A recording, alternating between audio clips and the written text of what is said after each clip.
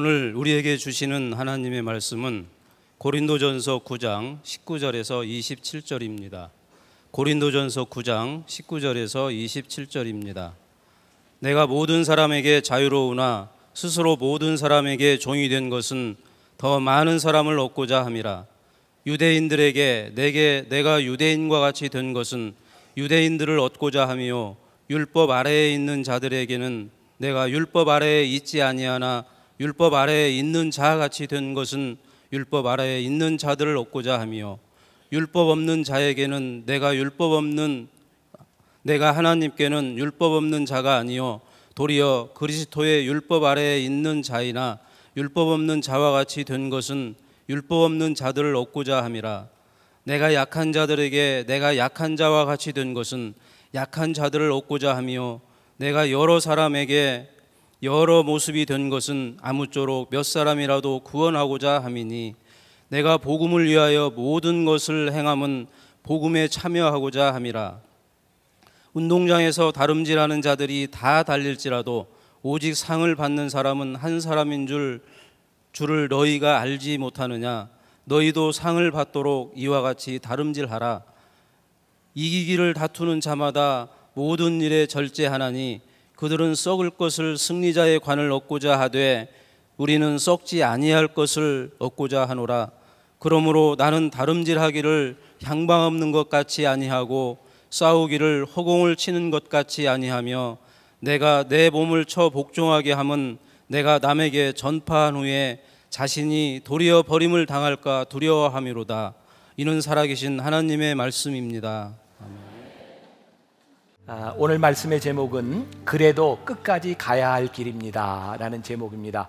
오늘 본문이 감사절하고 무슨 의미가 있는가, 여러분들에게 의문이 들 수도 있을 것 같습니다. 우리가 계속해서 고린도전서 말씀을 이렇게 묵상하고 있는데, 제가 오늘 말씀을 추수감사절용으로 잠깐 이렇게 뽑아 놓았습니다. 우리가 벌써 이제 11장으로 넘어가고 있죠. 오늘 제가 왜 이 말씀을 여러분들과 나누어야 되겠다고 생각했냐면, 사도 바울이 그의 삶에서 달려갈 길, 끝까지 달려갈 길을 생각했던 것처럼 우리들의 삶에서 우리들의 삶의 마지막을, 우리의 삶을 한번 추수하는 것을 생각해 봤으면 좋겠다, 그런 의미를 가지고 오늘 말씀을 나누려고 합니다.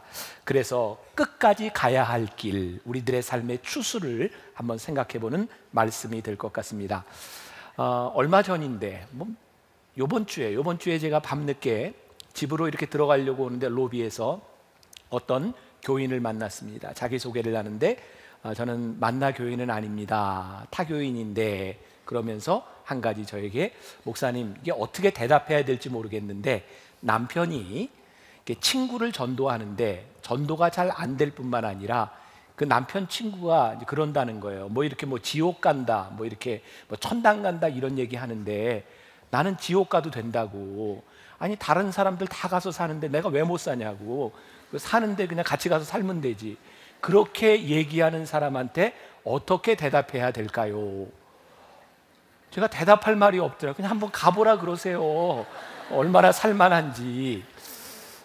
제가 목회를 하면서 느끼는 것 중에 하나가, 제가 참 많은 것들을 대답하지 못하는구나.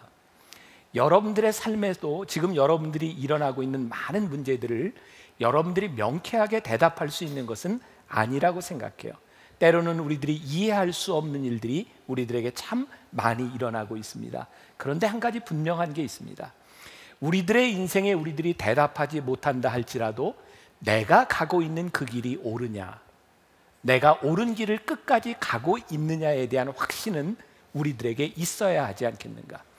우리 인생의 마지막 끝에서 내가 이렇게 살아왔다고 하는 우리들의 삶의 추수를 제대로 할 수 있는 사람이 되어야 하지 않을까.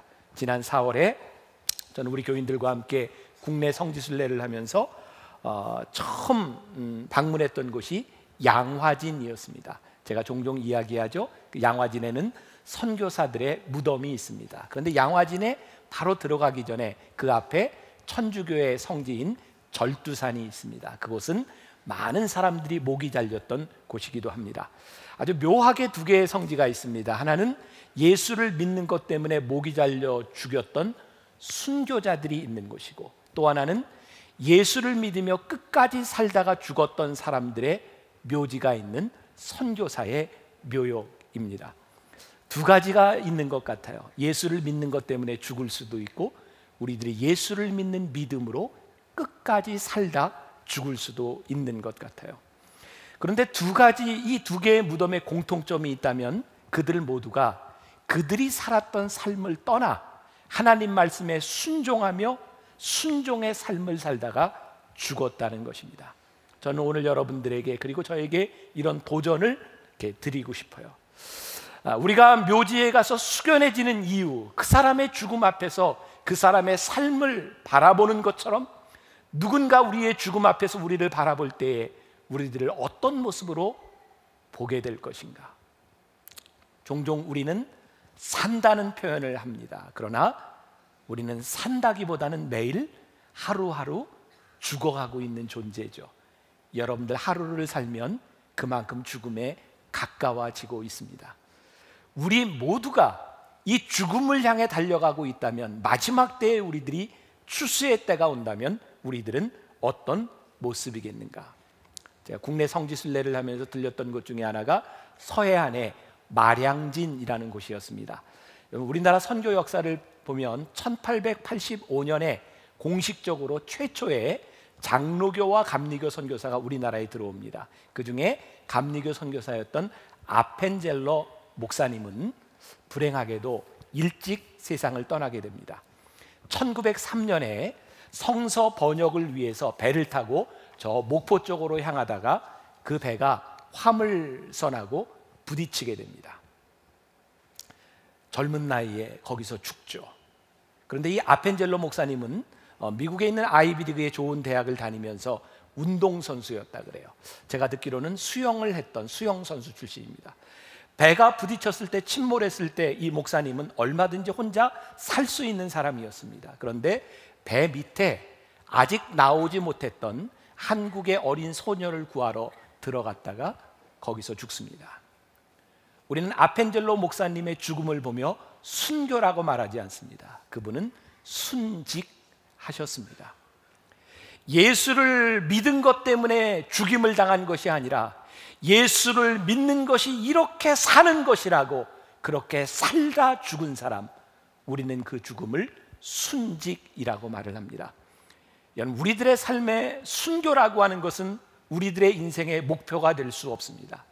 우리들이 살아가다 보면 누군가 순교의 열매를 맺을 수 있지만 정작 중요한 것은 우리들이 어떻게 끝까지 우리의 인생을 가느냐에 대한 부분이죠. 그 마량진 그 앞바다에서 우리를 안내했던 감리교 신학대학의 이덕주 교수님이 이런 이야기를 했어요.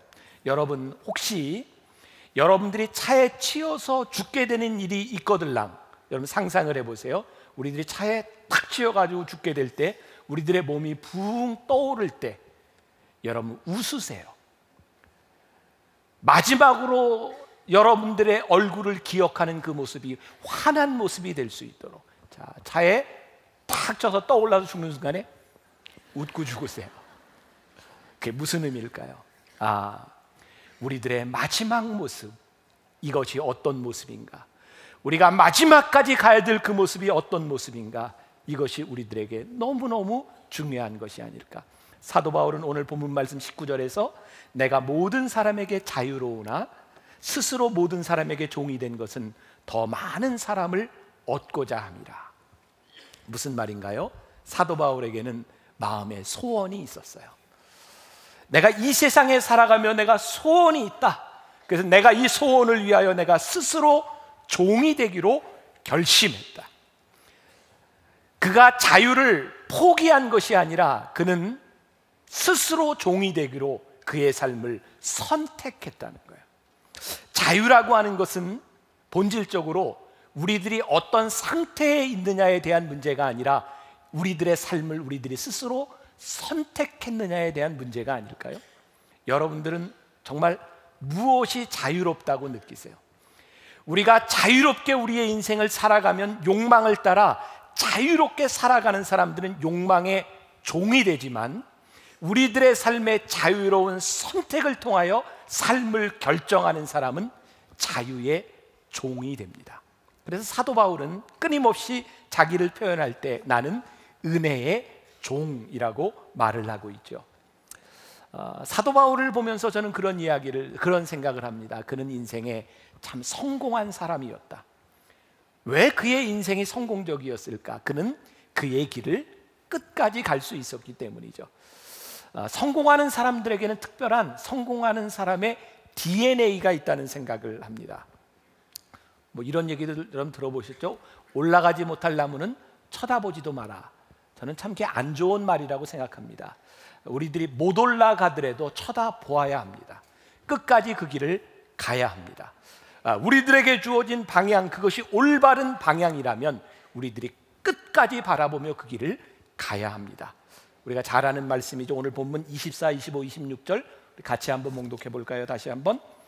운동장에서 다름질하는 자들이 다 달릴지라도 오직 상을 받는 사람은 한 사람인 줄을 너희가 알지 못하느냐? 너희도 상을 받도록 이와 같이 다름질하라. 이기기를 다투는 자마다 모든 일에 절제하나니 그들은 썩을 승리자의 관을 얻고자 하되 우리는 썩지 아니할 것을 얻고자 하노라. 그러므로 나는 다름질하기를 향방 없는 것 같이 아니하고 싸우기를 허공을 치는 것 같이 아니하며. 자, 사도 바울이 이야기를 합니다. 모든 사람들이 달리기를 하지만 모든 사람들이 상을 받는 것은 아니다. 그래서 그가 인생의 달리기를 하기로 결심하게 되었을 때 그는 그가 원하는 방향으로 가기 위하여 나는 내 삶을 절제하기로 했다. 이런 결심을 하죠. 여러분 혹시 그런 이야기 들어보셨어요? 활을 쏴서 관역에 맞히는 방법이 두 가지 있다. 첫 번째 방법은 활을 잘 쏴서 관역에 딱 맞히는 방법이 있고, 또 하나는 아무데나 쏘고 가서 관역을 그리는 방법이 있어요. 그러면 정확하게 맞습니다. 내 인생에 우리들이 정확한 방향을 향해 달려가는 인생이 있고요, 우리들이 열심히 살고 난 후에 내가 이렇게 살았어 라고 생각하는 인생이 있다는 말입니다. 여러분, 우리들에게 중요한 것은 열심으로 살아가는 것에 대한 문제가 아니라 하나님이 우리를 부르셔서 우리로 하여금 끝까지 가게 한 그 길을 우리들이 올바르게 끝까지 갈 수 있느냐에 대한 문제이죠. 제가 이 말씀을 묵상하며 준비하던 때 한 1년쯤 전입니다. 저에게 굉장히 고민스러운 일이 생겼어요. 제가 한국에 있는 신학생들, 신학대학생들을 연합하는 그런 수련회에서 말씀을 전하게 되었는데, 그 학생들에게 말씀을 전하며 제 마음이 너무너무 답답한 거예요. 저 아이들에게, 저 학생들에게 무슨 말을 전할까? 왜냐하면 그 아이들의 미래가 너무너무 암울해 보이는 거예요. 제 자식도 신학을 하고 있고 앞으로 목사가 될 것을 빤히 아는데, 저희 시대에 한국 교회가 걸어왔던 이 시대는 우리 윗세대 어른들의 헌신을 통하여 이렇게 아름답게 세워졌지만, 앞으로 다음 세대가 가야 될 길은 잘못 살았던 우리들의 삶 때문에 가시밭길을 가야 될 그 학생들에게 내가 무엇을 이야기할 수 있을까? 그것이 저에게 너무너무 마음이 아프고 답답했어요. 근데 기도하는 중에 저에게 그런 마음의 소원이 생긴 거예요. 저 학생들에게 내가 해줄 수 있는 말, 제가 만나교회 목사로서 또 우리 만나교인들과 만나교회로서 우리들이 해줄 수 있는 이야기가 무엇일까? 얘들아, 너희들이 정말 힘들기는 하지만 너희들이 힘들 때 이 선배가 걸어갔던 그 길을 바라보고, 만나교회가 갔던 그 길을 바라보고, 우리 성도들이 갔던 그 길을 바라보며, 그래, 힘들기는 하지만 우리도 저 길을 간다면 틀리지 않은 길이야 라고 말할 수 있다면 이것이 얼마나 복된 일이겠는가. 제 마음에 소원이 생긴 거예요.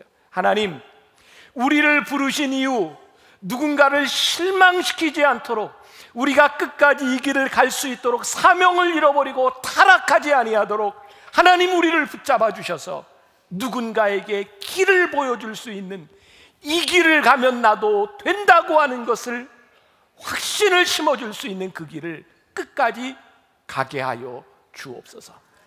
저는 요즘 목사로서 참 마음 아픈 것 중에 하나가, 저는 꿈을 이야기하기를 참 좋아하거든요.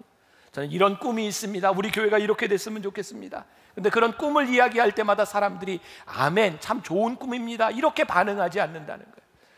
옛날에 많은 사람들이 그렇게 이야기했습니다. 그런데 변하더군요.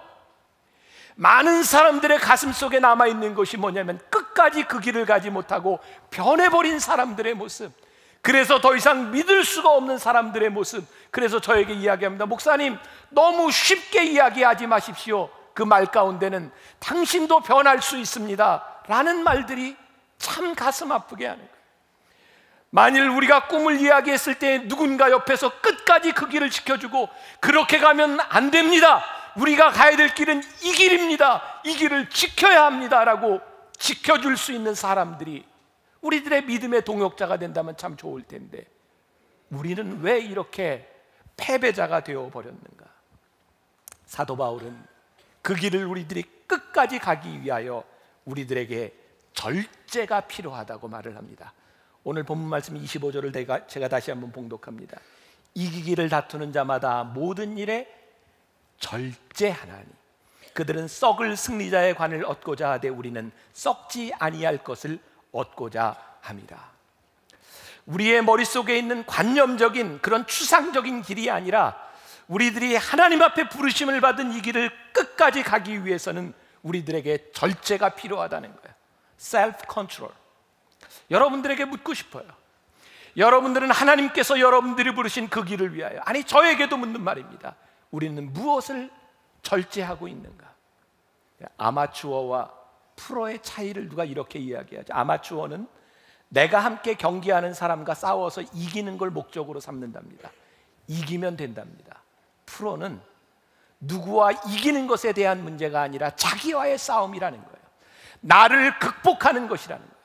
오늘날 우리들이 참 그런 이야기를 많이 합니다. 나는 저 사람보다 조금 나은 것을 가지고, 나는 저 교회보다 조금 나은 것을 가지고 위안을 삼을 때가 많이 있어요. 아니요, 하나님은 우리를, 여러분을, 이 교회를 부르신 이유가 누구보다 나은 삶을 살라고 우리를 부르신 것이 아니라 우리들이 가야 될 길을 가라고 우리를 부르셨다는 거예요. 오늘 그것이 우리들에게 분명히 믿음으로 고백되기 시작할 때 이 절제는 파이널 골에서, 마지막 피니시 라인에서 우리들이 누구인지를 바라볼 수 있는 마음, 그 길을 우리들이 가야 된다는 거예요. 요즘 사람들이 참 오래 삽니다. 죄송합니다, 연세든 분들, 저도 오래 살 거예요. 이런 얘기 들을지 몰라요. 아마 우리 후손들이 많이 걱정할 겁니다. 너무 오래 살아서 우리 어떻게 먹고 사나. 왜? 많이 서포트해야 되는, 우리들이 이전에는 70까지만 노후를 대책을 세워놓으면 됐는데 이제 80도 안 돼서 100세를 준비해야 되는 시대를 살아가고 있어요. 그래서 많은 사람들의 이야기가 어떻게 편안한 노후를 준비할 것인가. 저는 우리 크리스찬들이 우리의 노후를 준비하지 않고 막 살아도 된다고 생각하지 않습니다. 그러나 우리의 삶의 목표가 편안한 노후가 돼서는 안 되지 않겠습니까? 저는 제가 이 말을 하면서도 저 스스로에게 하는 말이기도 합니다. 참 신기해. 제가 그렇게 못 느꼈는데 저도 50이 넘어가면서 은퇴를 생각하면서 제 삶의 불안함을 느껴요. 내가 은퇴하고 어떻게 살아갈까? 내가 은퇴 준비를 잘하고 있는가?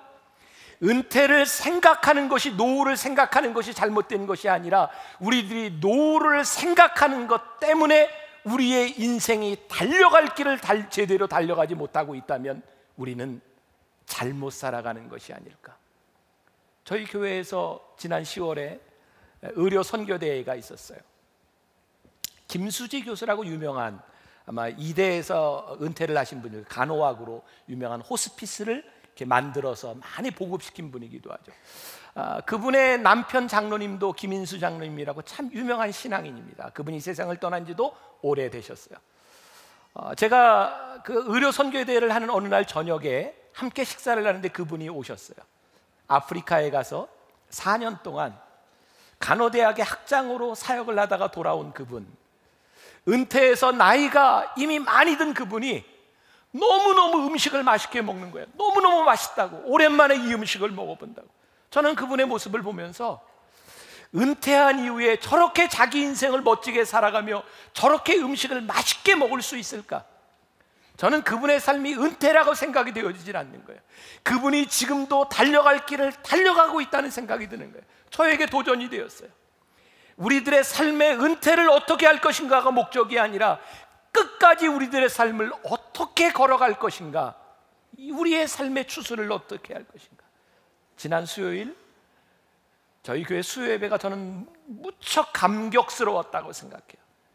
강사로 오신 분이 제이미 테일러라고 하는 분이에요. 혹시 여러분 허드슨 테일러라고 들어보셨어요?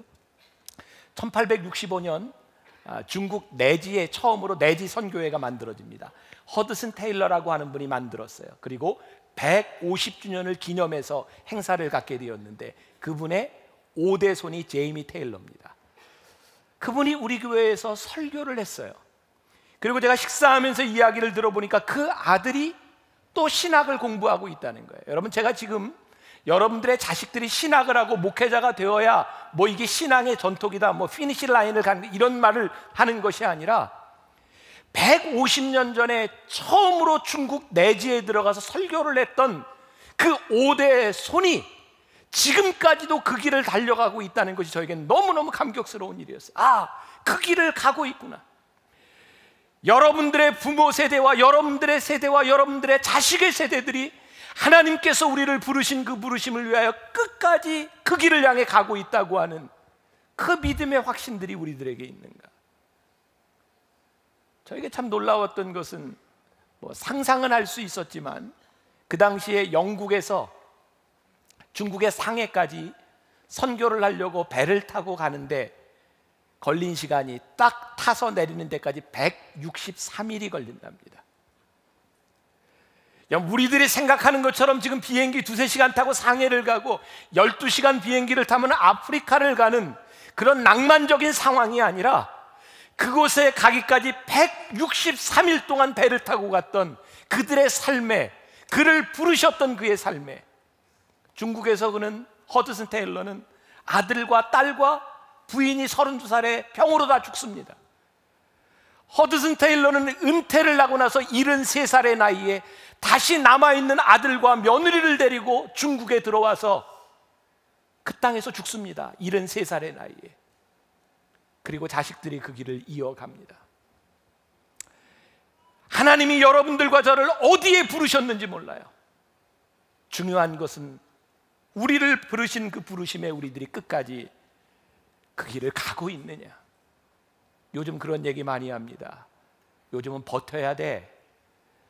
언제 잘릴지 모르는데 버텨야 돼. 은퇴하지 말고 버텨. 우리들의 삶의 목표가 버티는 것이 된다면 참 불행하지 않을까요? 하나님께서 우리를 부르신 그 삶을 우리들이 가고 있다는 믿음이 없다면 우리들이 참 불행한 사람이 아닐까요? 사도 바울은 내 몸을 쳐서 내가 복종케 한다라고 말하고 있어요.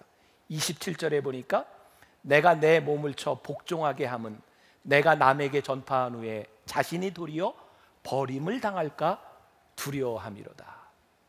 사도 바울에게 제일 큰 두려움이 뭐였어요?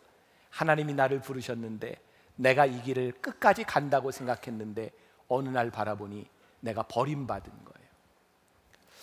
우리들에게 정말 두려운 것이 뭐예요? 하나님이 우리를 부르셔서 우리들에게 소명을 주셨고 우리들로 하여금 가야 할 길을 주셨는데 어느 날 보니 내가 버림받은 거예요. 사도 바울이 나를 복종케 한다라고 하는 말이 영어 성경에는 I punish my body라고 되어 있어요.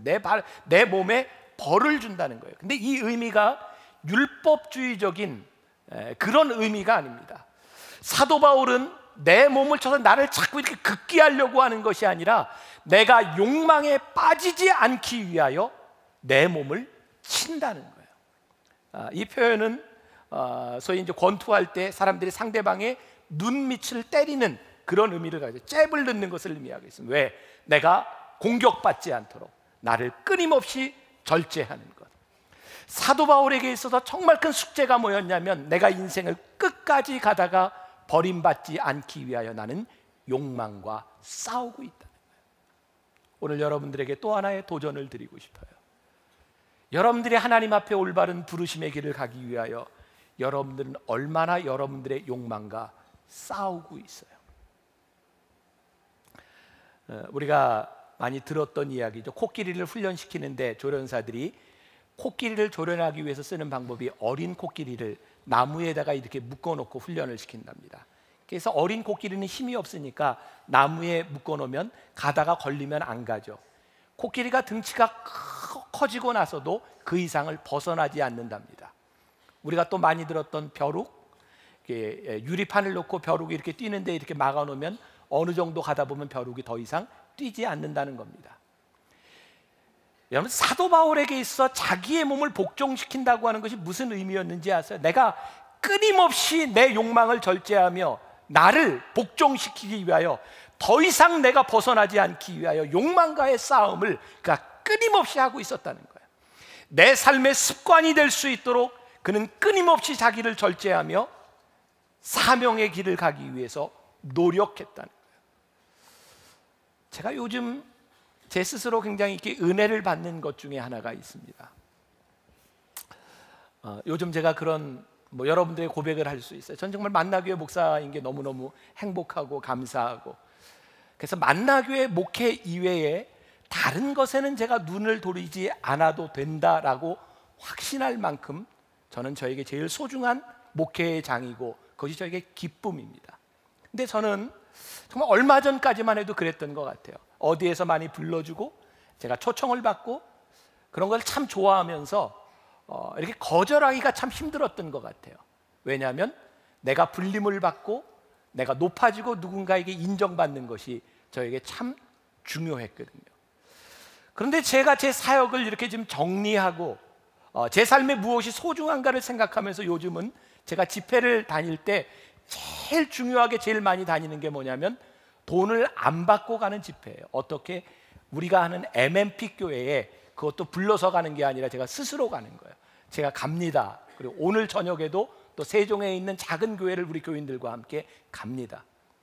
근데 제가 집회를 하면서 너무너무 감사한 게 뭐냐면 그 설교들이 요즘 만든 설교가 아니라 제가 10년 전쯤에 썼던 제 원고들을 보는데 10년 전에 내가 이런 이야기를 했구나, 10년 전에 내가 이런 믿음의 고백을 했구나. 그게 저에게 너무너무 감사한 거예요. 요즘 제가 다시 울보가 됐어요. 말씀을 전하면서 그게 저에게 얼마나 감격스러운지 몰라요. 하나님이 나를 부르셨을 때, 내가 대답했을 때 이런 마음을 가지고 이렇게 입으로 고백했다고 하는 것이 너무너무 소중합니다. 저는 우리가 책임을 지기 위해서 이 길을 가기 위해서 우리들이 끊임없이 우리들의 입술로 고백하고 우리를 절제하고 우리를 다스려야 된다는 생각을 참 많이 합니다.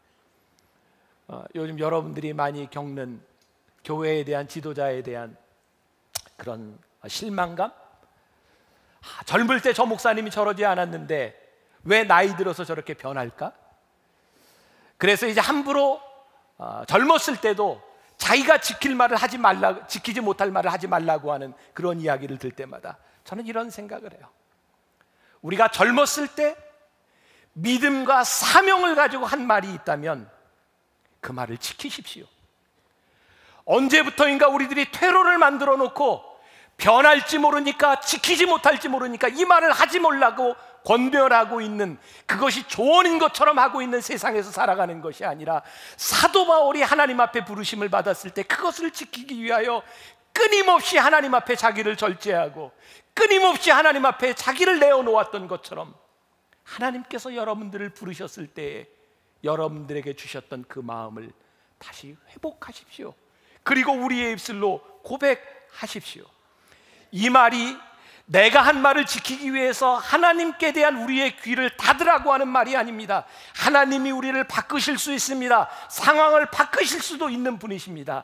그러나 분명한 것은 우리들을 부르실 때 주셨던 그 마음을 잃지 않기 위하여 용기 있게 우리들의 삶을 고백하는 것, 그것이 우리들에게 참 소중한 일이 아닐까. 사도 바울은 제일 불행한 것이 그의 인생을 다 살고 난 후에 버림을 받을까, 비난을 받을까. 영어 성경에는 unfit이라고 되어 있어요. 하나님께서 우리를 이렇게 부르셨는데 그것이 하나님과 맞지 않을까 봐 그것이 두려웠다고 말을 하고 있어요. 저 자신에게 하는 말이고, 오늘 여기 장로님들, 권사님들, 직분을 가진 분들, 하나님께서 여러분을 부르셨을 때에 그 마음이 여러분들에게 살아 있습니까? 저는 목사가 되고 변하는 사람도 저도 그 중에 하나이지만 장로가 되고 권사가 되고 변하는 사람들을 너무 많이 봅니다. 그때의 그 믿음과 그 마음들이 사라져버린 것들을 너무 많이 봅니다. 언제부터인가 우리들의 눈이 밝아져서 누군가를 평가하고 누군가의 가슴에 못을 박는 사람이 되어버리고 누군가를 가로막는 가시가 되어버린 사람들, 우리를 부르셨을 때에 그 하나님 아버지의 마음이 무엇인가? 끝까지 하나님 앞에 우리들이 자격 있는 사람이 된다는 것이 무엇인가? 지난 월드컵 때 수아레스라고 하는 선수가 경기장에서 경기하다 귀를 깨물었던 거 기억하세요? 그 선수가 축구 열심히 하지 않았습니까? 열심히 하다 보니 귀를 깨물었습니다. 얼마 전에 우리 교회, 우리나라의 올림픽 대표가 카자흐스탄하고 축구를 하다 그랬던가요? 막 맞았던 거 혹시 방송에 나온 거 보셨어요? 세상에 축구하다 어떻게 그렇게 사람을 때릴 수 있는지 몰라요. 열심히 하다 그렇게 됐습니다. 우리들의 삶의 탈진이 무엇인가요? 열심히 살지 않기 때문이 아닙니다. 우리들이 하나님 앞에 버림을 받는다는 것이 무엇일까요? 여러분들이 열심히 살지 않기 때문이 아닙니다. 우리들이 하나님 앞에 올바로 가지 못하기 때문에 우리들의 삶이 탈진할 때가 많이 있어요. 우리의 열심에 대한 문제가 아니라 끝까지 하나님의 길을 벗어나지 아니하도록, 하나님 앞에 disqualified, 내가 버림받지 아니하도록, 내가 인정받지 아니하도록, 인정받지 않는 사람이 되지 아니하도록 어떻게 우리들이 끝까지 이 길을 갈 수 있을까? 저에게는 꿈이 있어요. 우리 인생의 마지막 피니시 라인에서 여러분들과 저와 우리 만나교회 모든 성도들이 하나님 앞에 그 길을 끝까지 갈 수 있는 사람들, 하나님의 영광에 참여할 수 있는 사람들이 될 수 있기를, 저는 교회가 소망이라고 하는 이 생각을 절대로 버리지 않으려고 해요. 왜냐하면 끝까지 이 길을 가는 사람들을 통해서 하나님은 하나님의 길을 이루실 것이기 때문에 그래요. 하나님은 끝까지 이 길을 지키며 가는 이 교회를 통하여 하나님께서 하나님의 뜻을 이루실 것이라고 믿기 때문에 그렇습니다. 저는 오늘 고백합니다. 하나님 앞에 불림을 받은 우리가 소망이고, 하나님 앞에 끝까지 이 길을 가는 이 교회가 소망이고, 아직 이 나라와 이 민족 가운데 소망이 끊어지지 않았다는 것을. 유명한 순교자였던 짐 엘리엇은 이런 말을 했어요.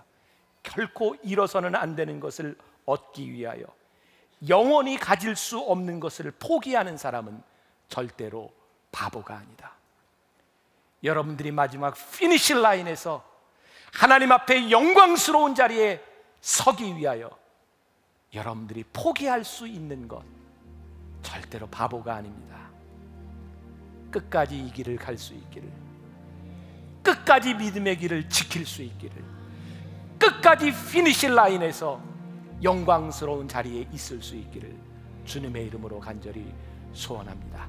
우리 같이 찬양하겠습니다. 주님 다시 오실 때까지 나는 이 길을 가리라. 우리 믿음으로 고백합시다.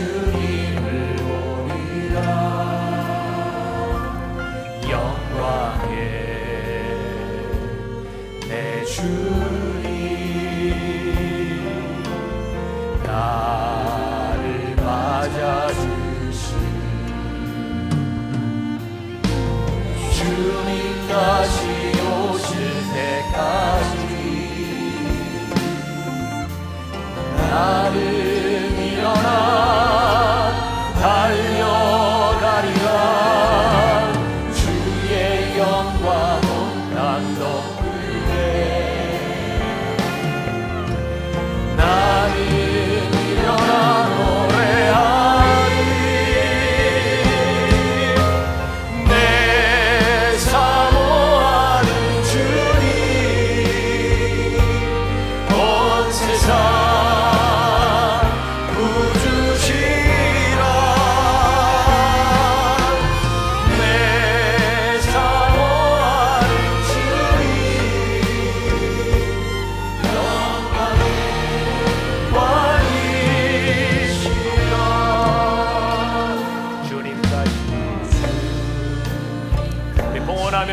찬양하겠습니다. 나는 이 길 가리라.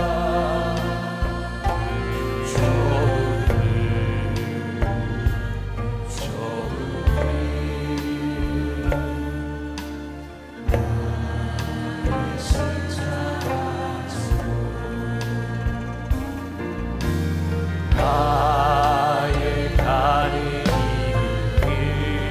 길에서 나를 주님을 보리라.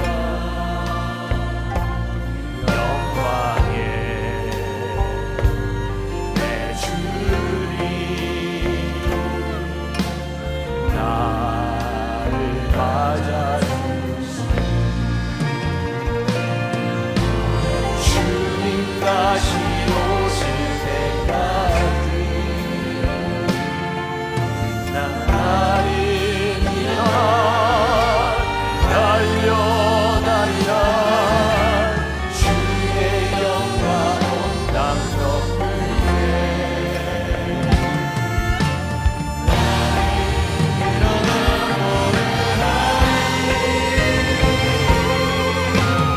내 사모하는 주님 온 세상 부르시라. 내 사모하는 주님 영광의 왕이시라. 주님 다시 오실 때까지 주님 다시 오실 때까지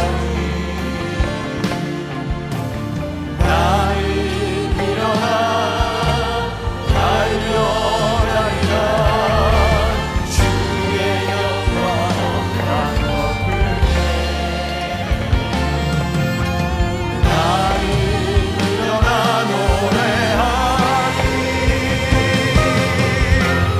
내 사모하는 주님 온 세상 부르시라. 내 사모하는 주님 영광의 왕이시라. 내 사모하는 주님 내 사모하는 주님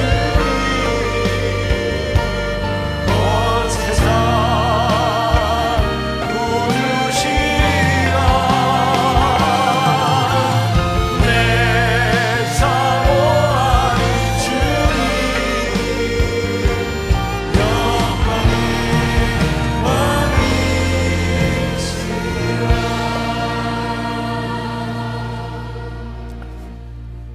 하나님, 우리들에게 참 두려운 마음이 있습니다.